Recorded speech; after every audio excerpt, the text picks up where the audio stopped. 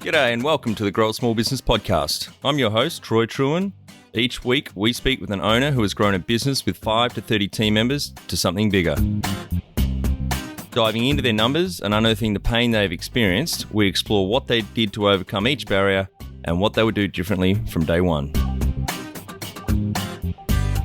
Let's get into it. Welcome, everyone. Today I'm interviewing Eli Packouz from Instafloss, based in Miami, United States. Thanks for your time today, Eli. Thank you for having me. Let's start with how we know each other. Troy from Kitcaster. They've sent us quite a few great guests over the time, so I'm sure you're not going to disappoint us. I'll do my best to. Tell our audience a bit about your business, what it does and how it makes money. Right. So my business is, I'm an inventor and I've created, with the help of many, many people who are brilliant, a device that can floss all of your teeth in 10 seconds. We make money by selling the device that flosses your teeth in 10 seconds. All right. And I love the emphasis on 10 seconds because everyone's so busy these days. And I'm sure, flossing is one of the things that people neglect. So it sounds like you've tapped into a big market. Yeah, only about 12.5% of Americans, and I'm sure this show is international, I just don't have the data on the rest of you, unfortunately. Only 12.5% of Americans regularly floss their teeth. Surveys say 25%, but when you dig a little deeper and ask a few more questions, it's closer to 12.5.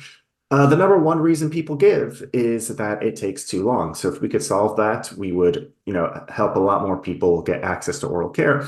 But something that's perhaps an even more depressing statistic for me is that those who do floss are almost universally doing it wrong. So we've got two problems. People don't do it, and those who do it wrong. And that's what we're trying to solve, both of those. And it has a huge impact on your health, doesn't it? It's not just your dental hygiene, but your overall health, I've heard, if you're not looking after your teeth. Absolutely. I would argue, first of all, that even if it was just your teeth, that should be a sufficient enough reason.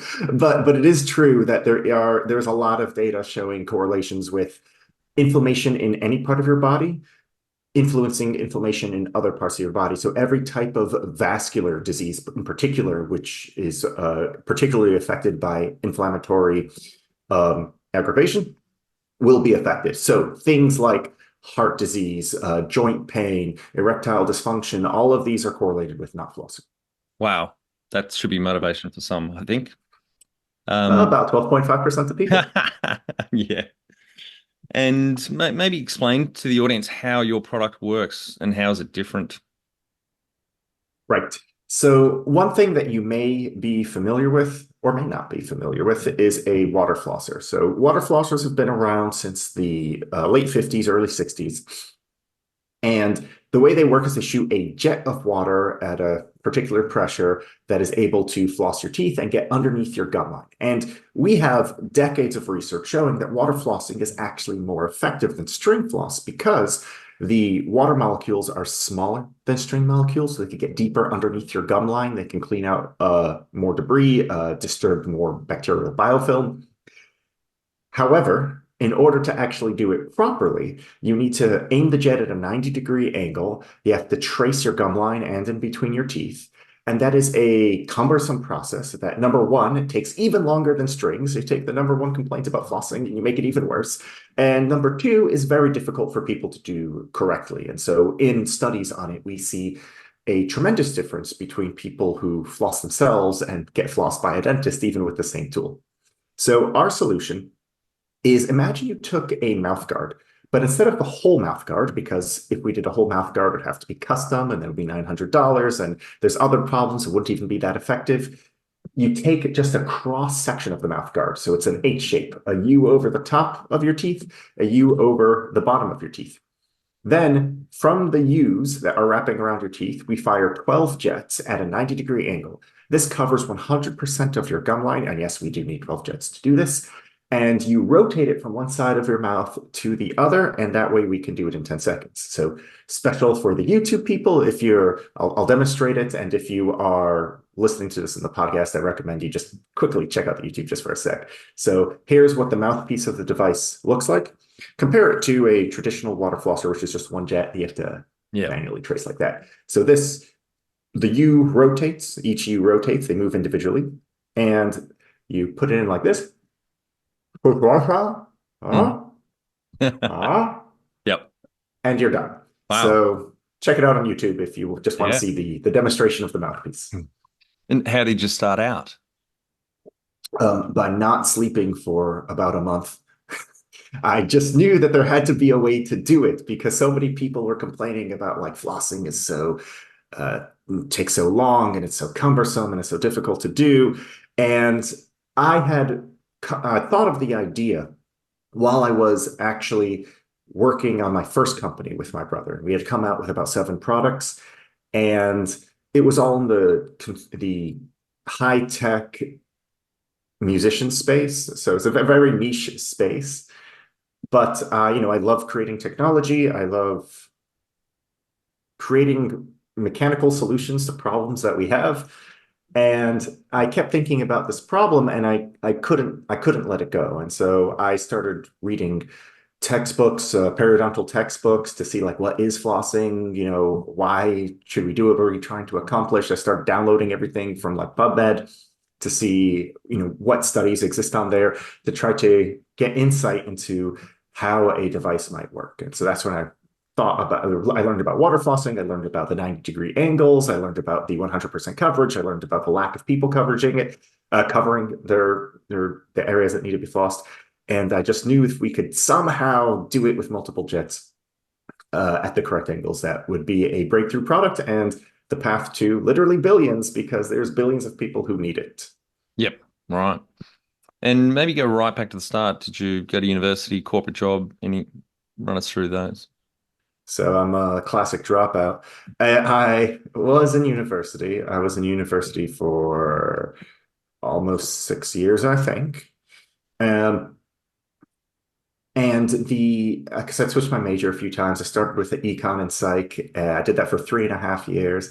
And then I decided I want to do physics and mathematics. So very, very different field change. And I was doing that. And the whole time in university, I was able to support myself being in university because I had an eBay business. So I'd say that was like my real start is just buying and selling and flipping things. And it was low effort enough that I was able to actually focus full time in university while doing that. So that job got me through university and my ability to dither around in various majors. And then after 6 years, when I was finally going to graduate, when I had enough credits for all of these various um, majors, my brother, who was a musician, had an idea for a device that can be a drum machine inside a guitar pedal. So with just very minimal cueing, it's like looking at the drummer and saying, go to the next part of the song, build up that cue, and okay, let it go. The various things like you're not actually doing the drums. That would be way too much hand feet coordination. But you are giving subtle cues to your drummer, and that drummer is this machine you put in a pedal, and we called it the beat buddy. And he convinced me to drop out of college to help start this business, which I did. And I thought I would be back any moment. And here we are, quite some time later. And I still will eventually go back and finish my degrees, but only after I exit my this company. Yeah, great, fantastic. I still have a recurring nightmare once a year at least, where I wake up thinking I've failed my last exam and I can't graduate. It's weird. Did you ever graduate? Yeah, I did. I did 2 degrees at once and graduated. And yeah, I don't know. It's just embedded in my brain that fear of failure, I guess. Oh, sounds like PTSD. Yeah, could be. I enjoyed it. I really enjoyed both my degrees. And so, what year did you start Instafloss, and how old were you? I started Instafloss in 2018, and I was 27 years old, I believe, maybe 28. Yep. And so this has been about 5 years of research and development, and it's been quite a journey. Yeah. And do you have some key numbers you can share to illustrate the growth of the business?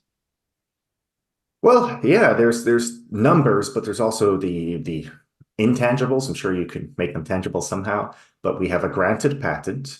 We have a device that works. We have in-house clinical studies showing that it is more effective than other water flossers and string floss. We raised $1.3 million from investors, and we pre-sold $2.7 million worth of product. Wow, that's fantastic growth over 5 years. So launching early 2024. Yes. So we are first delivering to the pre-order people, and we're going to do a little study on them. And not the clinical study. We're going to do a satisfaction study, see if anything needs to be tweaked.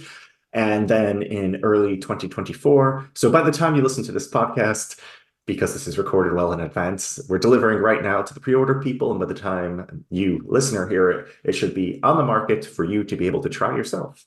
Fantastic. And how many full-time team members did you start with, and where are you at now?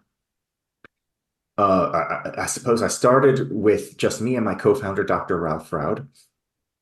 And we slowly built from there the next person who came to help us was Dr. Anna Mascarenhas, who's the chair of the American Dental Association Council of Scientific Affairs. And, we first started prototyping things in-house and using her guidance on how to actually know if our prototypes are working or not.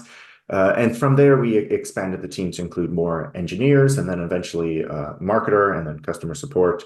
So right now we're up to about 7 people and we are launching. So we are looking to expand soon. Fantastic. And I assume production and shipping 3PL, using a 3PL, you're not doing logistics in-house.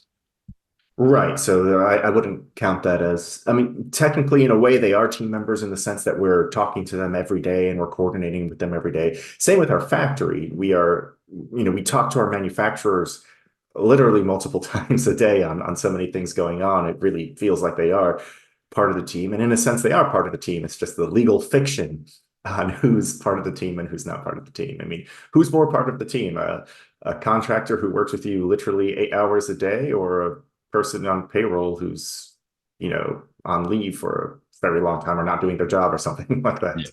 Yeah. When was the moment you felt like you had succeeded? Mm, never.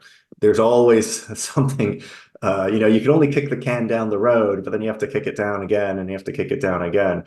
You know, the So there have been many times I felt a flurry of euphoric success, followed immediately by the despair of what comes next. Hmm. So I would say the first breakthrough feeling of euphoria was a sketch of something that I knew on paper would work, because I had been throwing stuff out for a month that I knew for one reason or another would not be able to do the job. When finally I had the designs, that was something that was, quite a feeling like, man, the concept is here. The others, when there was a proof of concept prototype that actually worked, that confirmed the calculations that were on the paper. Another was when the patent was actually granted. Another was when we raised our money. Another was when we did our pre-order campaign and actually proved the consumer demand of the $2.7 million worth of pre-orders. Another was when we actually got our molds. Another is when we delivered to customers. And I would say recently, something that was feeling like we actually succeeded was I received a email from someone who was in our pre-order campaign group who had motor function disabilities, and they were not motivated by the fact that this could make flossing more convenient and effective for them, but they were motivated by the fact that this could make flossing possible for them. And they sent a picture of them in their wheelchair, of them using the Instafloss and how this helped them. And I was like, we actually did it. We actually got someone who needed the device. And so that felt like something.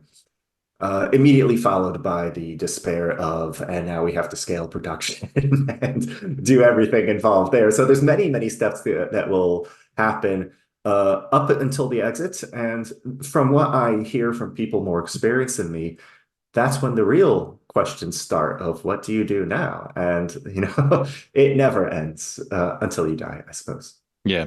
Have you read Built to Sell or The Art of Selling a Business, any of John Warrillow's books? I have not. Enlighten me. I'll send them through to you, and his podcast is very good.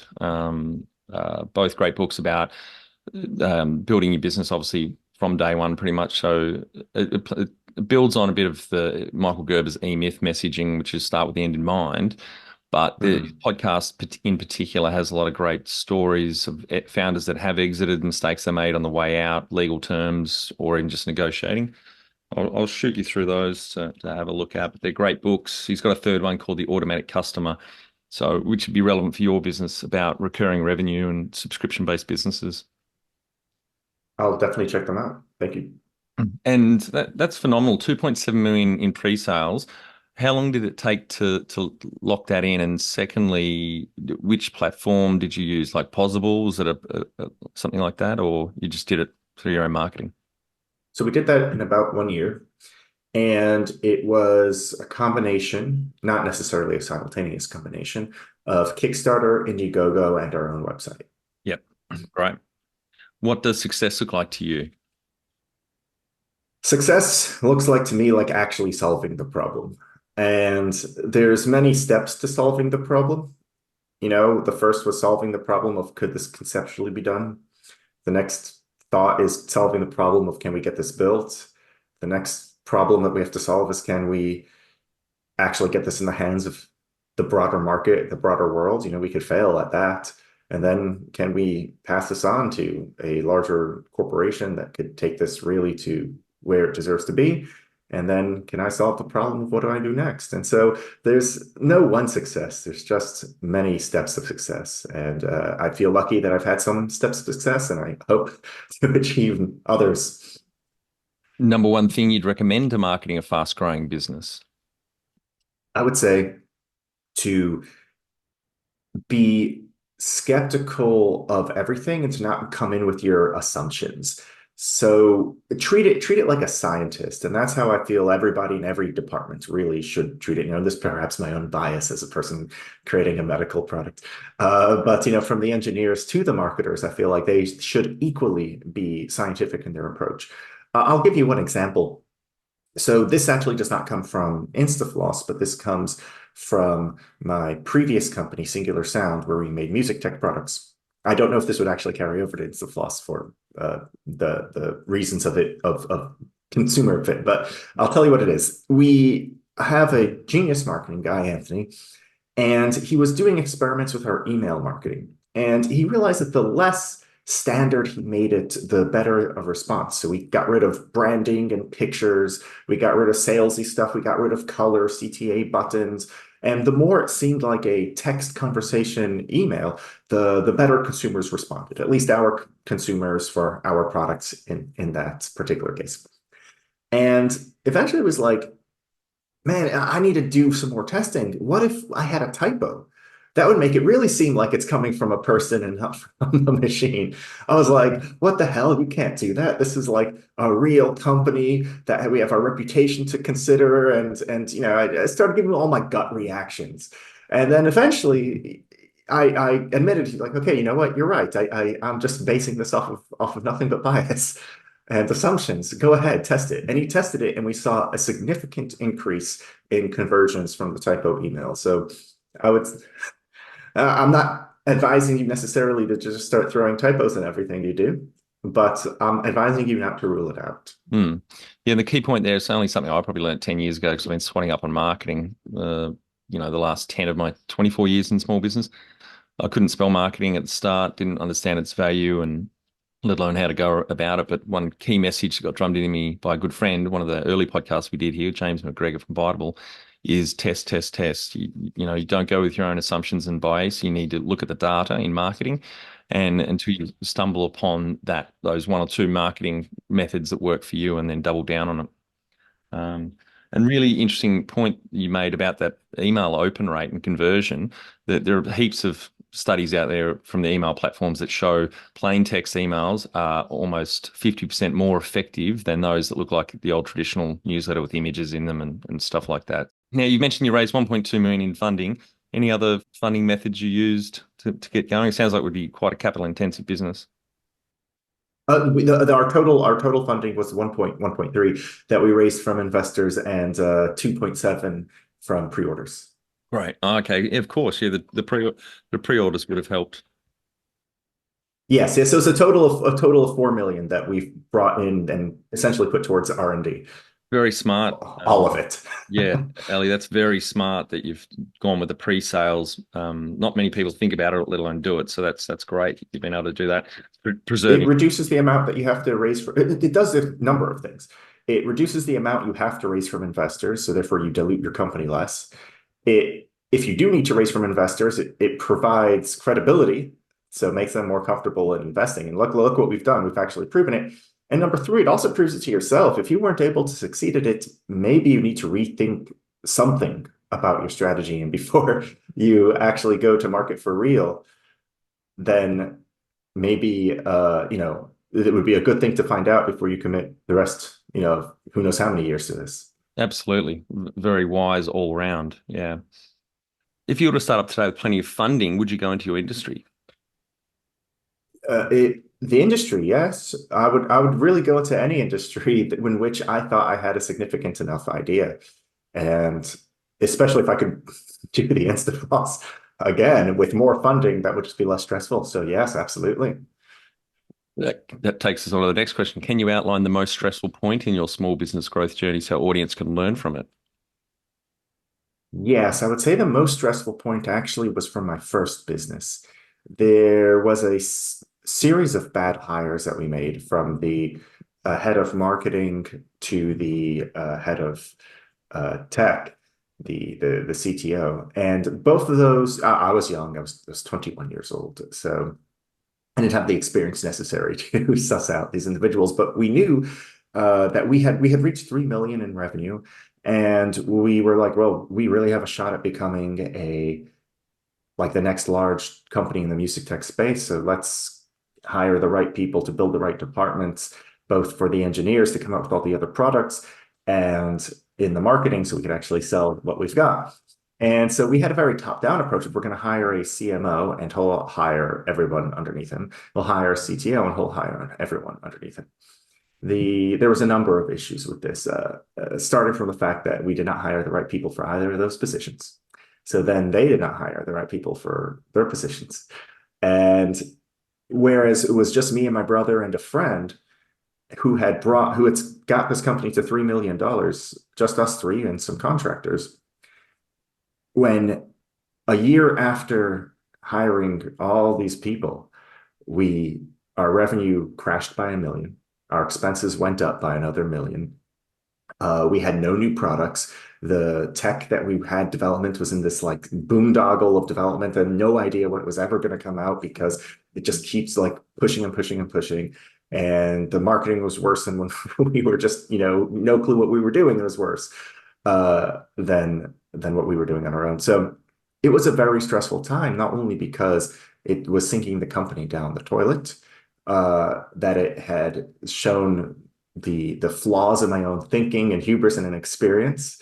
It also strained what I had thought of these individuals who I developed a relationship with over a year, but also in the most stressful part, on top of that was the third friend in the company who we started, me and my brother and this third guy.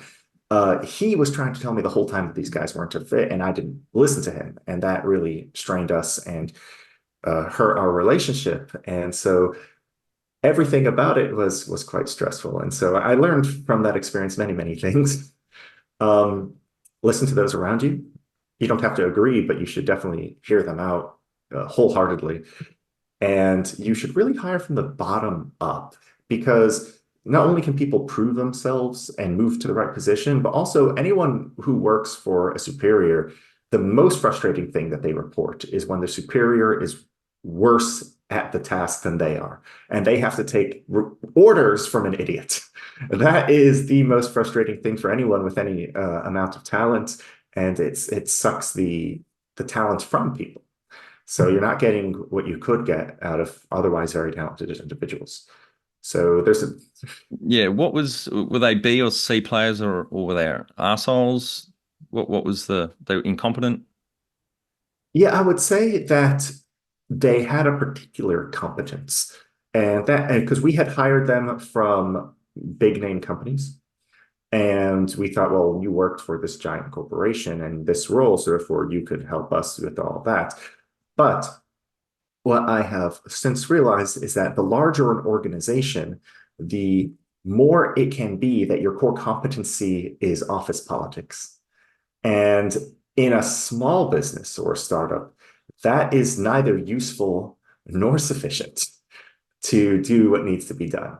And so, sure, maybe if you have an organization of 200 people, there is a theoretical benefit to having someone who can help get everybody to coordinate and move in one direction, even if they have no idea what they're doing otherwise. I would argue that it's still better to have someone who knows the work, but there is at least an argument to be made.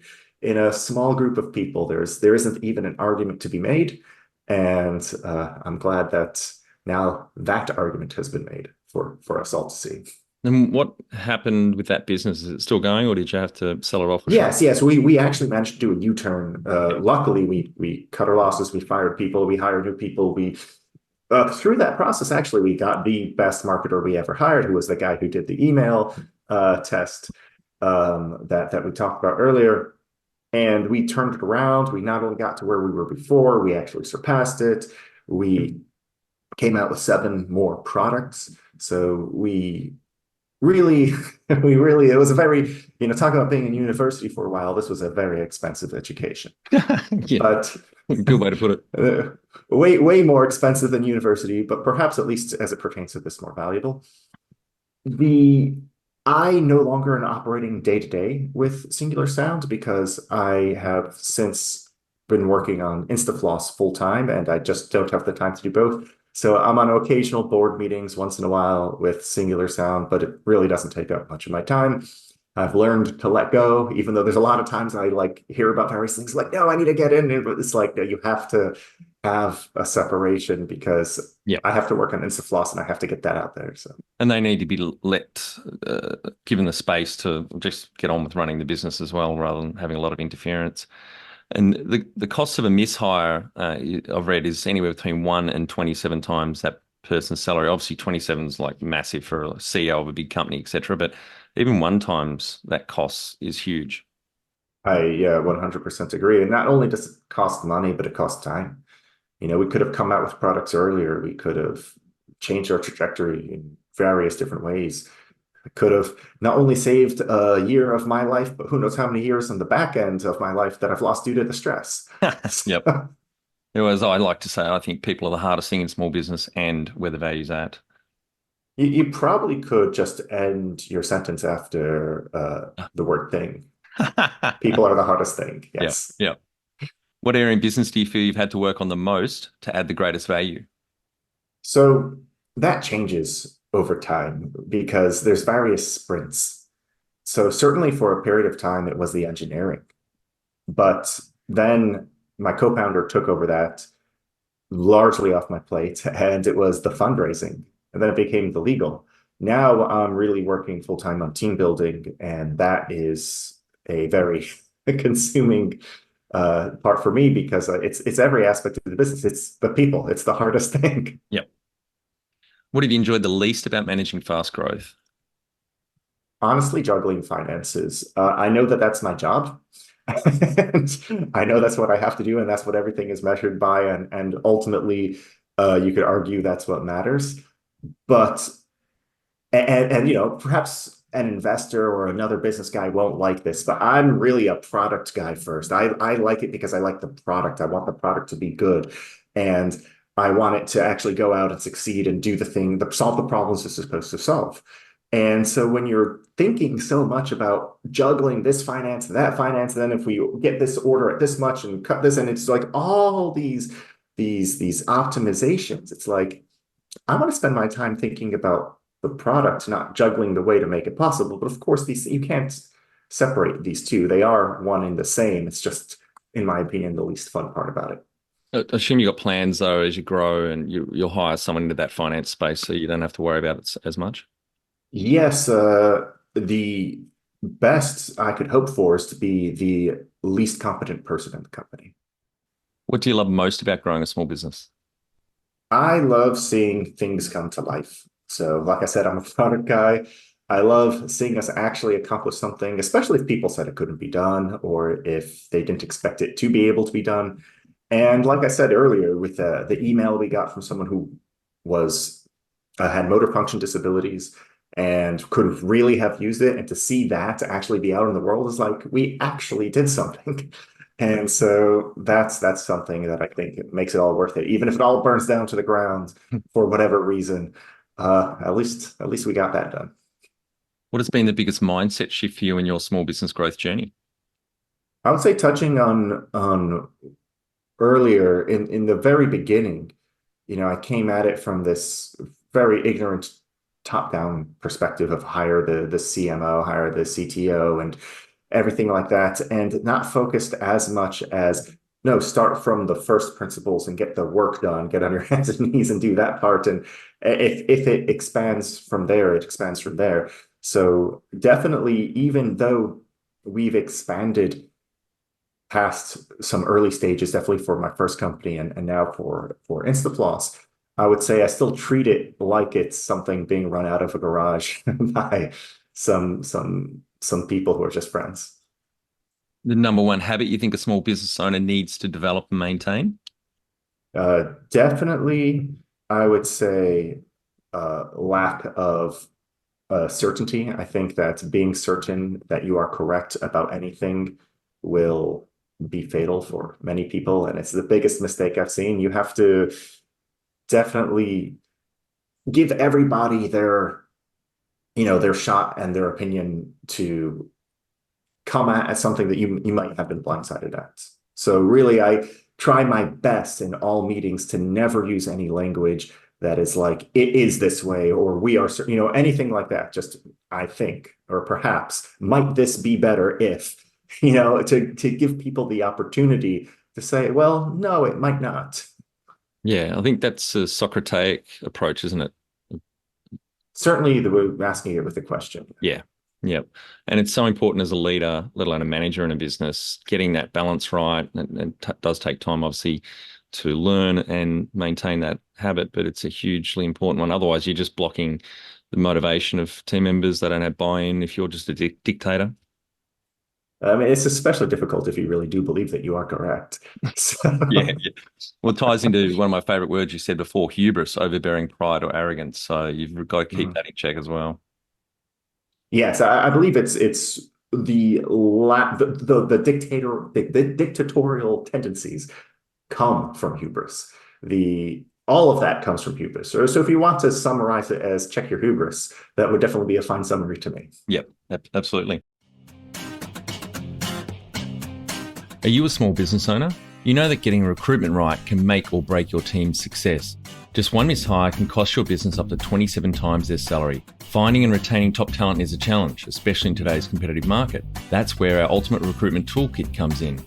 Over 10 intensive days, our online course is designed specifically for small business owners like you. We'll walk you through the process of sourcing and securing A players for your team. Here's what you'll gain. Learn the proven strategies to pinpoint and attract the best talent in your industry.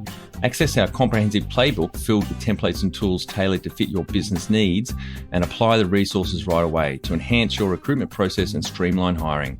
Invest in your business's success by helping your management team become effective recruiters. Supercharge your hiring process today with the Ultimate Recruitment Toolkit, available at growasmallbusiness.com.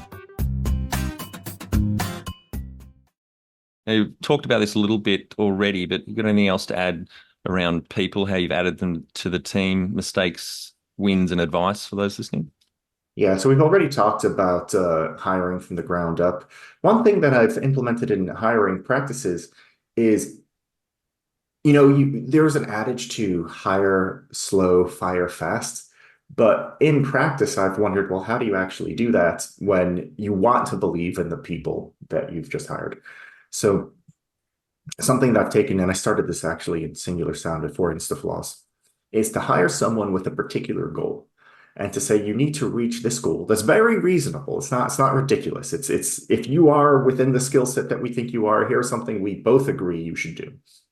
And if you don't accomplish that goal by the time that we set, usually like 3 months or so, but it might be different, then the contract just does not renew. So it's instead of an opt in, it's an opt out sort of method where you by default the contract won't renew unless they prove their competency, and that sort of keeps the fire fast part of that Yep. in check because it happens automatically. Yeah, I've never heard of anyone using that. Have you had anyone miss the deadline? We have, and actually, my first instinct was to say extend the deadline, give them more time, do all these things because I believe in them. They were trying, but then it's like, well, why did we have that in the first place? And it was a good thing we did because the next person we hired, we saw a night and day difference immediately in terms of what were they able to accomplish. It's part of it may be hope, which could be dangerous, that you hope they'll be able to do something they can't. But another part of it could maybe just very well be laziness. You put all this effort into getting this right person. You don't want to do that again. Another part of it could be hubris. You don't want to be wrong. So there's a lot of things that may play into it. I'm not sure which. I'm sure it's multivariate, but the point is that you have to fire fast. Otherwise, you're not going to have the stellar team that you need. You just mentioned one of my least favorite words, hope, and reminds me of one of my favorite quotes, which is hope is not a strategy, which James Cameron, the director of Terminator and Titanic, etc. Yeah. Mhm. That's very, very true. I think Mm. many bad things happen, especially when, as you said, hope is a strategy because it's a terrible one. Yeah, that's right. What are some of the things you recommend to building a sustainable and kick-ass culture to help with the growth? Definitely let everybody have their moment to be taken seriously. I think there's nothing more disheartening than someone who, perhaps feels like they can't speak up or be taken seriously in, the domains that you very much hired them for. So it's like if you're not going to let them have their voice, why did you have them even here? Yeah. Tell our audience how you've handled balance. Varying degrees of success. More like work-life integration. Definitely, I get a lot of the social needs met via the people who I like working with. I feel like if I didn't like working with them, I would need to go out and hang out with friends more often. But the fact that I feel like on the day-to-day I am hanging out with friends, it makes that part way easier. So I could spend, time instead of needing to get some sort of social fix, I could be like, well, I needed to go to the gym, I needed to stretch, I needed to read a book. Definitely, I feel like keeping your mind active on something that isn't the business is super important. Uh, I'm always interested in some kind of topic, whether it's like some archaeology or history or, something going on in science or something completely unrelated to my field. Let's say AI is going on and it has nothing to do with oral care, but to be able to research deeply and to care deeply about any subject, I think is like stretching for the brain. It's like if you were always doing bicep curls in one direction, but you never stretched it out, that muscle will become tense. So in the same way, if you're constantly thinking just business, business, business, marketing, growth, yada, yada, yada, and you're never thinking about something else, in a way, I feel like your brain is going to atrophy. So read books that have nothing to do with business. One piece of advice someone may give you is read business books that pertain to your business. I'll give you a piece of advice, read stuff that has nothing to do with what you're doing. How much professional development have you invested in yourself? Well, I mean, there was that 1 million, well, more than 1 million if you count the opportunity costs worth of education. So I would say more than I would like to. What about any books, podcasts, conferences? I do go to conferences occasionally. Um, they tend to be hit or miss. The I do read books when they're recommended to me. So those books that you recommended, I definitely have on my list. One thing that was useful, like I would say, the one thing that stands out as like required reading, where if I had not read it, who knows what would have happened, would be Venture Deals. So I don't know, because I came from this whole thing, from a product first perspective, wanting to build something out of college. Then I bootstrapped that with my brother, just basic finances, doing it ourselves. But then when it came to Instafloss and we needed actual sums of money invested, that was a whole new world to me. And in a way, it's kind of an insane world. It's not very intuitive necessarily. I mean, it is once you get it, but if you hadn't read anything about it or experienced it or gone through with it, it's like you're speaking. Like if I talk to this about someone who's never done like a capital raise, it sounds like you're talking another language, and you really are. So just to not be have people talk circles around you and know that you're completely ignorant, something like that is just invaluable. No, I haven't heard of that book, so thank you. I'm going to add that to my list. Have you Didn't had I hope I got the name right? Venture Deals, Yeah, right? you That's what should. I said. Yeah. Okay, yeah. Have you had mentors or coaches along the way? I would say probably my biggest mentor has been my brother. We started the first company together, but it wasn't his first company. He's 10 years older than me. And he had done government contracting in the past. And definitely that was a huge, I would say, like head start for me in terms of learning what am I doing when I was only 21 years old. Do you have a board of directors or advisors? We do have advisors. Dr. Anna Bhaskaran, the chair of the ADA, is one of our advisors. Dr. Mark Mingell is another one of our advisors.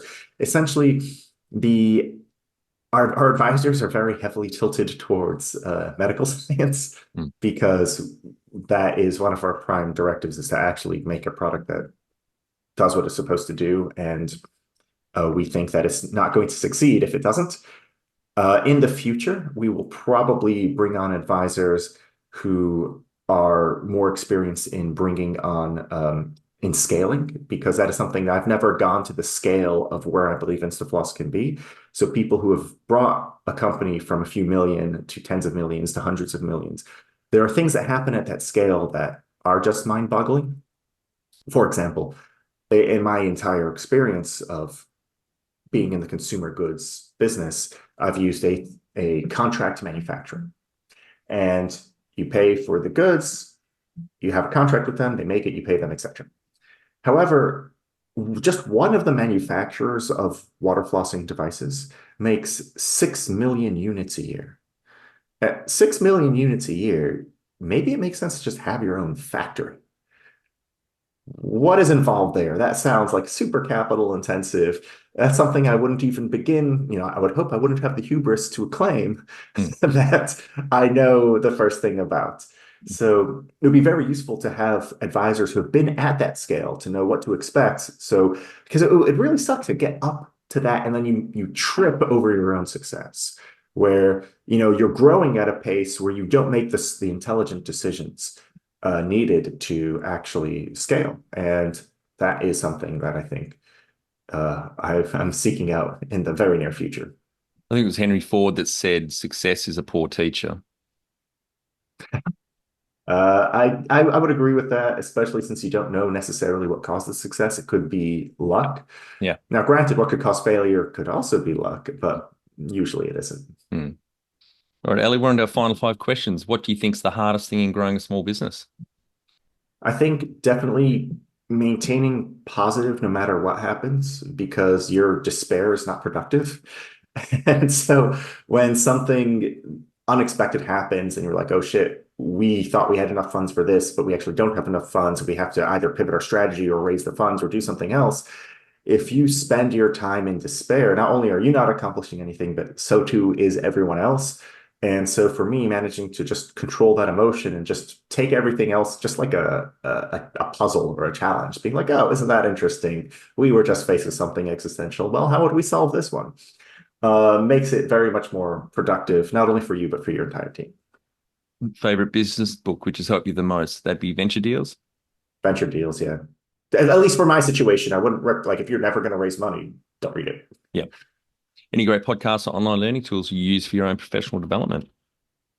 I don't actually listen to podcasts for professional development. I listen to podcasts for just to explore various interests that I have. Yeah. I could talk about those all day, but I don't know if that's really what you care about. One tool you'd recommend to help grow a small business?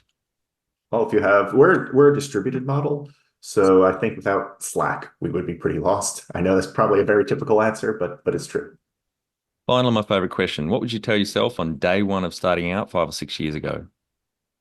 5 or 6 years ago, definitely buy Doge. Dogecoin. That's how I would know I'm either from the future or crazy, right? But I think if I would have told myself, if it was going to pertain specifically to the business, right, and it wasn't going to be anything like buy this stock at this point and Do a sell at that point, Marty McFly and go back in time and get the all the results of gambling.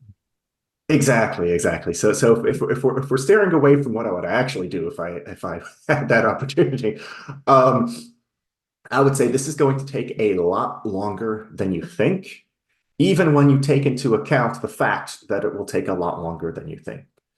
So you should prepare for a much longer haul than you've prepared for.